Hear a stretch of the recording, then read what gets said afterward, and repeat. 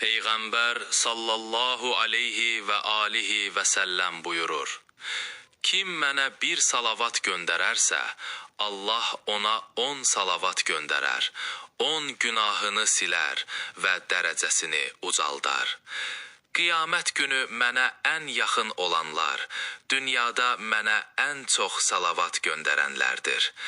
Salavat göndərmək günahları əridir, suyun odu söndürdüyü kimi. Salavat zikirlərin ən üstünü və duaların ən tez qəbul olanıdır. Kim bir dəfə salavat desə, Allah onun üçün cənnətdə bir ev hazırlayar. Salavat qəlbi nurlandırır, dili pak edər, ruzini bərəkətli edər. Mənə salavat göndərən kəsin adı mələklərin dilində çəkilər. Salavat göndərilən evdən şeytan uzaq durar. Salavat göndərmək qəbrin nurudur.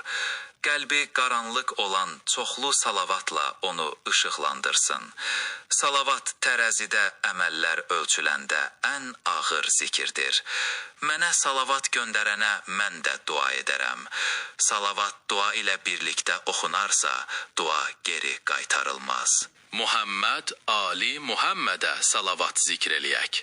Allahümmə salli alə Muhammedin və Ali Muhammed. Salavatınız qəbul olsun inşallah.